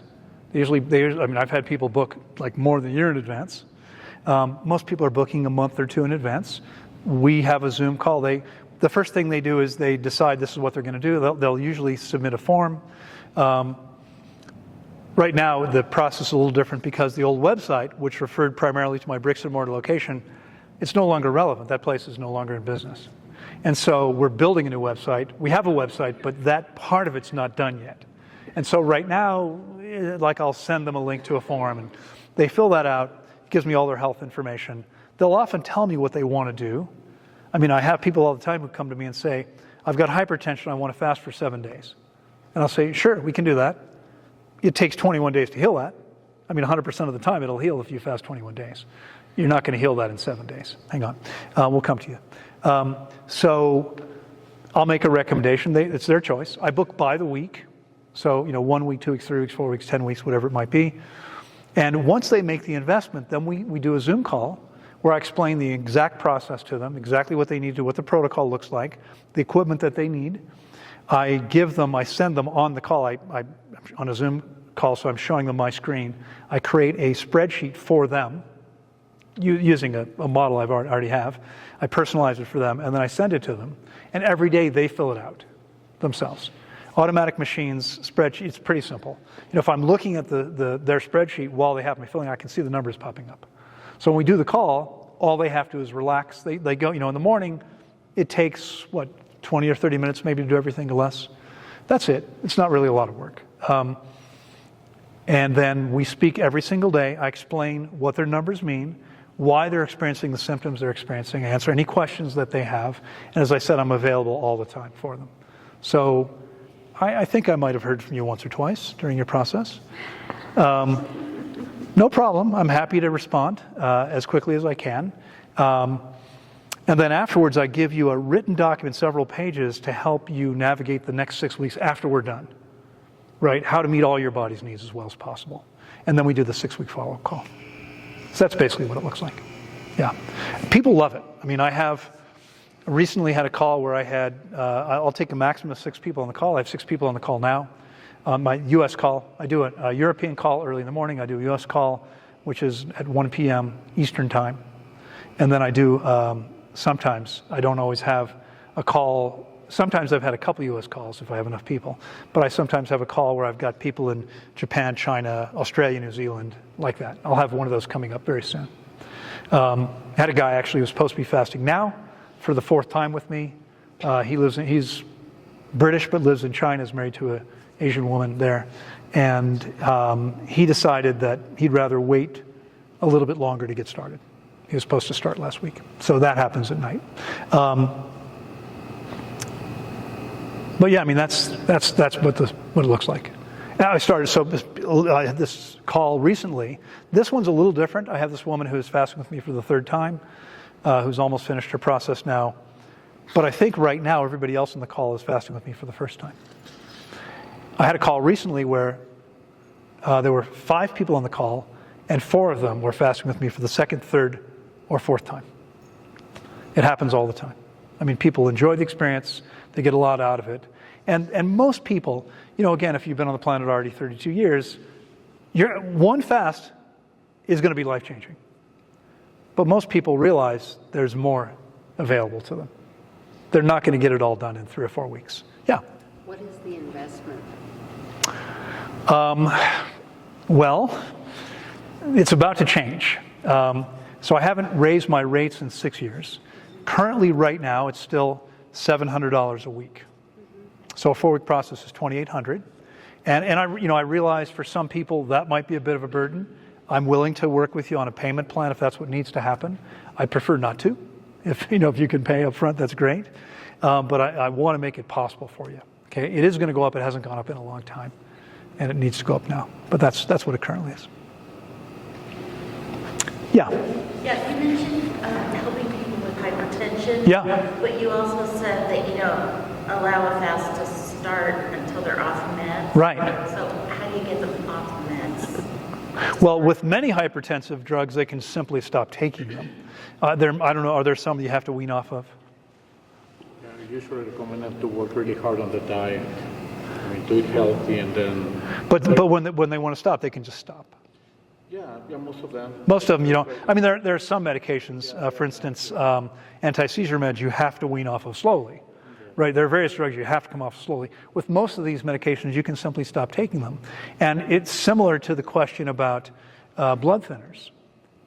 I mean, I've fasted a lot of people with hypertension, never had a heart attack or stroke. But doesn't it take a while to become healthier? I mean, No, your body instantly begins breaking the plaque down in the arteries. And I mean, your body is really intelligent. So when you're getting out of its way and letting it put its energy into healing, it's incredible what happens. I mean, be honest with you, sometimes with older people who have hypertension, have enough plaque in the arteries, the pressure will actually go up for the first 5 or 6 days, and then it'll come down. But we've never had a problem with this. It happens all the time. Everyone's been perfectly fine. And when they're done, no meds. Okay, you have to stop taking them. If you're trying to detoxify your body, you can't be taking something toxic while you're detoxifying. It doesn't really work. Okay? Yeah, please. In my prior job, we had a program in nutrition where having people following a whole food, plant-based diet, low sodium, good hydration. And Right. From the get-go, we would tell them to cut the medications they have. Those people who have a lot of side effects. Yeah, exactly. Can everyone hear? No. Okay. He was saying that in his previous job, there was a program to help people, and they would be on a plant-based diet, low sodium, with people who are hypertensive, and with different, they would encourage people to get off the medications as soon as they could, because again, the medications are harmful. They're suppressing symptoms. They might make you feel better, but they're not making you healthier. Not ever. So change the diet and go 50%. Very powerful. Yeah. I've seen it. Well, and I encourage everybody before they start, if they're willing to. I mean, again, most people are booking with me at least weeks in advance. I do encourage everybody to spend at least 3 or 4 weeks eating what I call an optimal diet, or as close to it as they're willing to. They don't have to, and it's not absolutely necessary, but it is helpful. A few years ago, I had a young woman. She was like 32. She was still finishing an undergraduate degree. I guess she'd taken a bunch of time off. And she had a break, and so she came to fast for 21 days. And we had this conversation, a Zoom call, where I said, you want to keep your diet as clean as you can for at least several weeks before you come. Well, she showed up, and she started her fast, and she was instantly super nauseous, and she began vomiting. Now, when you're vomiting, you're losing electrolytes. It doesn't happen very often, but I said to her, if this keeps up, we might have to give you electrolytes, which technically breaks your fast. And she said, I'm not going to take them. I said, well, if you don't take them, then we're going to have to take you to the hospital. I'm not going to go. I'm like, I don't understand. Do you want to die? I mean, this is what you're going to need to do if this keeps going, right? This kept on going, and I finally said to her, we had a Zoom call a month ago, and I gave you directions. Did you follow my directions? She said, not exactly. I said, well, what exactly did you do? She said, well, for the last 3 or 4 weeks, I only ate donuts. Oh, that was her preparation for the fast. I mean, I understand a lot of people, even if they've been doing well, they'll, like the night before, they're like, oh, you know what? I'm never going to eat this stuff again. Right, so they go out and they have the cigar and the alcohol and then all the food they shouldn't have. Not a very good way to start the process. But I've never saw anybody like her. Now, here's the craziest thing. I mean, imagine, so we had a space, I don't know how big this room is, it's pretty big. Our main living area at the center was 3,500 square feet in one open space. We had like 6 separate living rooms, and that's where a lot of our guests would hang out. They could go be in their rooms, but they could be there. There were hammocks, and there's a beautiful pool with benches facing the pool and lounges around the pool. So she'd be in the public space, vomiting. Everyone else is going, and she was challenging, and she was loud, and everyone was really glad when she left. And a year later, she writes to me and she says, can I come back? And I said, no, absolutely not. I said, I'll work with you remotely, but you're definitely never coming back to my place.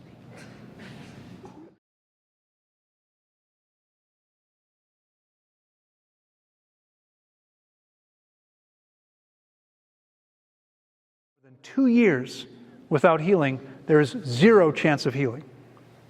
But she was able to pick up a glass and drink from it, just as I'm doing right now. Okay? She also began to feel her spine for the first time. And she began to be able to have bowel movements without mechanical assistance for the first time. Okay? Her stepmother, the doctor said, well, all this healing happened because of the IVs. She had multiple surgeries and had had plenty of IVs before that didn't heal her. But it was the IVs that healed her, not the fasting. Yeah. What's your opinion then on supplements and vitamins? I mean, you said the mother was given the girl vitamins, after she broke her fast, she was given vitamins? No, IVs, intravenous, Well, intravenous fluids. Well, vitamins in general and supplements. Yeah. Okay, well, so this is a tough one. You can look at specific, we can talk about specific nutrients. There was an interesting study called the Finnish Smoker Study. Anyone see this? Finnish Smoker Study. It was the largest study of its kind. They took middle-aged Finnish smokers, cigarette smokers, and they enrolled them in this program, and they followed them until their death. And then they autopsied them to see how much lung disease there was.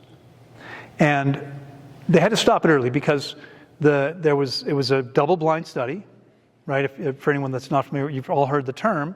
What that means is neither the patient, the participant, nor the doctors, the people running it, know who's in which group. One group is getting beta-carotene supplements, and one group is getting a sugar pill.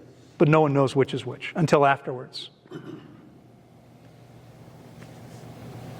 But what happened was the people getting beta-carotene supplements, which is known to have a protective effect, had much higher rates of lung disease. Is beta-carotene bad for you? No, it's not. But every study on beta-carotene says the same thing. Best to get this from food. Food. We're meant to get things in combination and proportions that occur in natural foods. We're not meant to get these things with isolated supplements. They create problems. Okay? Vitamin D. You guys get plenty of sun here. Okay? I'll be in Seattle next week. There's millions of people in Seattle who don't even know what the sun is. Okay? Or in the UK or Portland. A lot of in Scandinavia, they don't get much sun most of the year. These people need to take vitamin D. But you know what? The more vitamin D you take, the higher the risk of death from all causes. Rat poison used to contain a substance that was so toxic, if you touched it, it would kill you. You can't sell that anymore. It's not on the market. You know what rat poison is today? Calciferol, vitamin D. They sweeten it so it tastes good to the rats. And the rats eat enough of it, and it drives up their calcium, hypercalcemia, until they die. If you have to take vitamin D, take it, but don't take any more than you have to. Supplements are not substances you want to put in your body if you can avoid it. And it's not, I've mentioned 2, but vitamin E, B vitamins, all these things have been shown to create serious problems.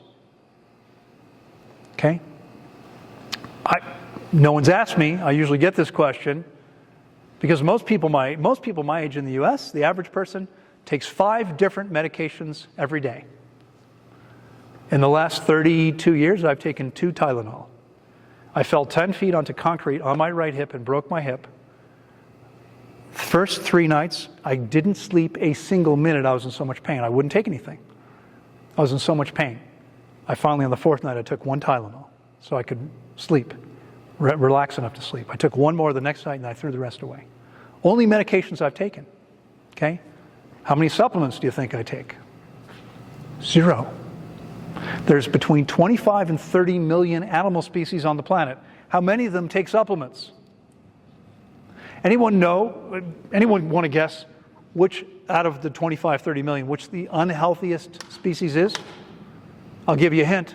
There's a whole bunch of them in this room. Humans are the least healthy species on the planet, and Americans some of the least healthy in the world. Number 2 and 3, anybody want to guess? Dogs and cats, number 2 and 3. Exactly. We feed them stuff they're not meant to eat, and guess what happens? They get the same diseases we do. How about after dogs and cats? It's farm animals, circus animals, laboratory animals, all the animals we're controlling are the least healthy on the planet. In nature, I mean, there's more cancer now in nature than there used to be. Guess why? Because one species is ruining it for everybody else by polluting the planet. Cancer is about toxicity and poor immune function. Okay? But you're not seeing animals in the wild having heart attacks or strokes. That doesn't happen. All right, other questions? Anyone? Does this kind of fasting work well for tumors? It does. Yeah, I mean, look, it's important to point out. I want to say a couple things because it's already 9:15. Some of you might need to get going. You know, I'm not sure if we have to go at a certain time, but because I do have to be somewhere in 5 days, so I can only stay that long. Okay, I could talk that long. I've actually done 5-day seminars where I talk all day long about these things. In case you're not aware of it, if there's anybody here that would like to do a one-on-one consultation with me, I'm available for that tomorrow. And Sylvia you can talk to Sylvia about that. Okay? So, I'm sorry, remind me? Tumors. Tumors, yeah. Right. So here's the thing. Your body knows, let's back up a second, okay? Medicine does know what causes cancer. I think I do. Okay, I really do. First of all, I would say the tumor is not the problem. Tumor is a symptom of a problem. The underlying problem is toxicity and poor immune function. You have to have both those things together. Why? Well, here's what we know. According to science, every one of us has cancer cells forming in the body every day. But when the body's healthy enough, it destroys those cells. So we don't get cancer. Today, only 50% of the population gets cancer. Crazy. It's crazy. Crazy, right? It's changed a lot in my lifetime. So your body knows that those are cells, those are damaged cells that don't belong. But in the average body can't do anything about it. It doesn't have the vitality, it doesn't have the ability to do what it needs to do. When we fast, it's much better able to destroy what doesn't belong there. And so we will see almost everybody will improve. But it's critically important to understand something. There can be no guarantees. But when someone writes me and says, I've got hypertension, I'll say to them, I've worked with more than 1,500 people. Now, there were 3 people so far, all in their 70s, who did not get their blood pressure below 120, below normal. 3 people out of more than 1,500. All the rest got it below normal where it should be. Those 3 people, one of them, I remember, was a guy who was about 76 years old, and when he started, his blood pressure was 176 over I forget what. And when he was done, it was 126. Still above normal, but statistically, we had eliminated almost 100% of the risk. Okay? So, but if I talk to someone with hypertension, I'll say to them, we've had amazing success, but I can't guarantee you're going to get the same results. Because each body is different. It depends on how much vitality you have. It takes energy for the body to do what it needs to do, right? Now, by stopping everything else we normally do, we make it much more possible for the body to heal. I work with a guy, I got an email about 6 years ago. 2 young brothers, 20s, 30s, from Denmark. And they said, Loren, he said, now back then, we were putting up 3 videos on my old YouTube channel every week. And they wrote and said, with our parents, we watch all your YouTube videos. We're huge fans. We've never implemented anything you've said, but we agree with everything you say. We're not doing it, but we agree with you, right? Perfect. Yeah, we love it, but we're not, yeah. They said, we're writing to you because last week our father was diagnosed with a liver tumor. Now, some of you may be aware of this, and some of you probably not aware. Your liver is the largest organ in the abdomen. It starts here under the right rib cage, comes all the way across. It's big. By the time they found the liver tumor, it was bigger than his liver. And they said to him, 2-3 weeks, maybe. That's it. And so they wrote to me and said, will fasting help him? And I said, and I have to say this several times a year, when something is this far advanced, it's difficult to heal from. Is it possible? I don't know. Maybe it is. And what I said to him, medicine, the doctors have already said, we can't do anything for you. This is it. Get your affairs in order. You're done. He's got nothing to lose except the cost of my services. He fasted with me from home, and he wound up living 3 months, not 3 weeks. He felt better. He had more time with his family. He still died. It was too late for his body to heal from that. Okay? The earlier we catch something, the easier it is to reverse it. But I do have many stage 4 cancer patients who have healed, including one with a glioblastoma that killed her mother and her sister. She was diagnosed, and the oncologist said, you need to get the same procedures they had. And she said, I don't think I'm doing that. Didn't work for them. I'm not going there. And she came to me and fasted for 21 days instead. I ran into her in Bali 4 years later. Perfectly fine. Okay? Any other last questions? Do you have a title? What do you like? Sir, Your Highness. Like any type of... Can I tell you a funny story? I'll tell you a funny story. How many of you, the older people, may remember Vince Lombardi? Vince Lombardi was one of the winningest football coaches of all time. He was a football coach. His players loved him and feared him because he was a tough coach, right? And so the story is that one day he got into bed and his wife said, God, your feet are cold. And he said, honey, here in the bedroom, you can call me Vince.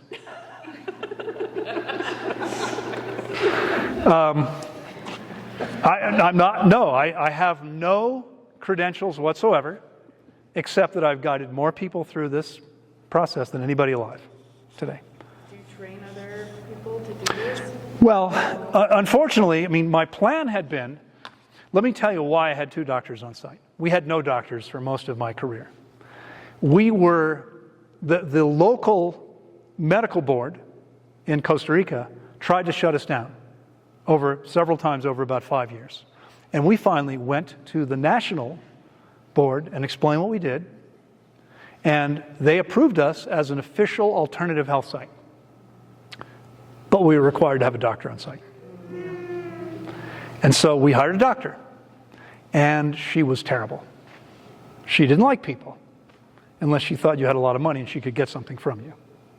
I remember once a client fell down, wasn't badly injured, but fell down and said, could I see the doctor? And I said to the doctor, can you go see that person? She said, no, my shift is over. What?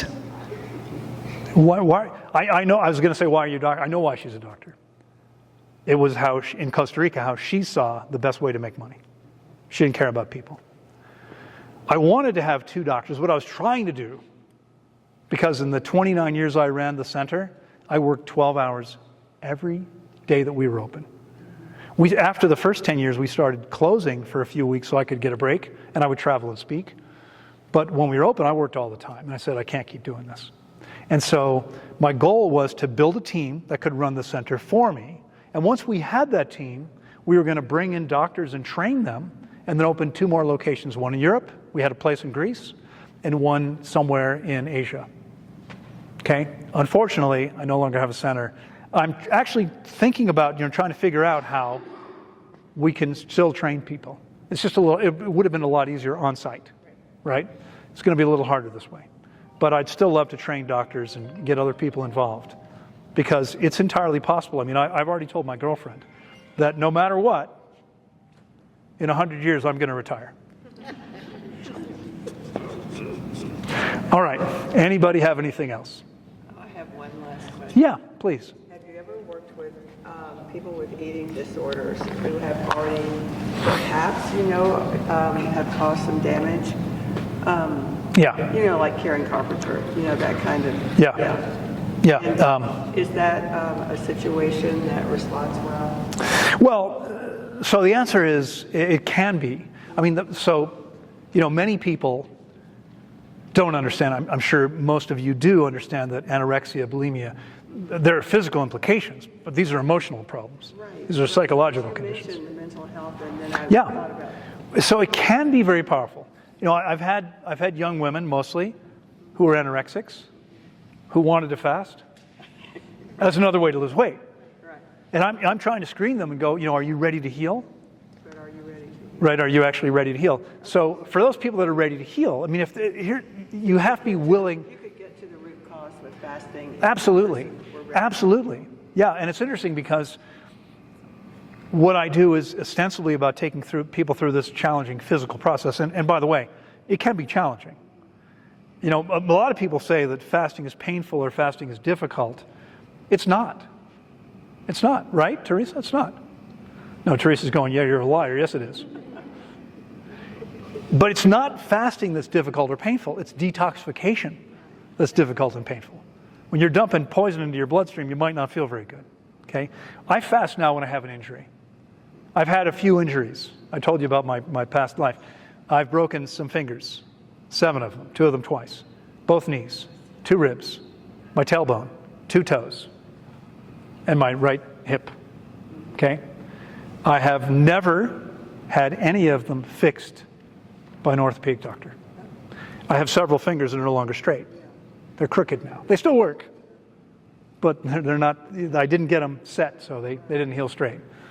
I remember once one of them happened. I was visiting Costa Rica for the first time, 27 years ago with my girlfriend at the time, and I broke a finger, surfing, body surfing, whatever. And she said, and we were like in the middle of nowhere. And she said, "You need to go to a doctor." I'm like, "No, I don't have time for that. It'll be fine. It's going to be fine." You feel crooked, but it's fine. Yeah, exactly.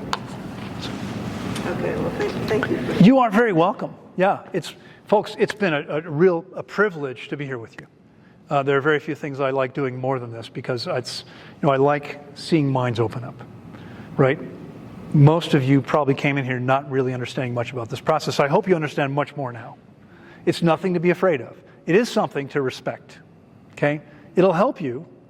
And, you know, again, some people say, well, you're just telling people this because you want business. I mean, honestly, there are a lot of easier things I could do. I made a lot more money in commercial real estate. I actually ran the center for 29 years and never took a salary. And so when things fell apart back in February, I lost everything I owned.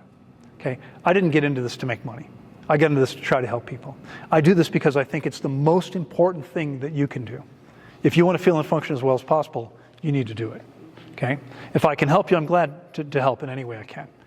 And so just being in places to share the information is something I love to do. So thank you for your time and your attention. It's been a pleasure to be with you. Thank you. Yeah. You're welcome.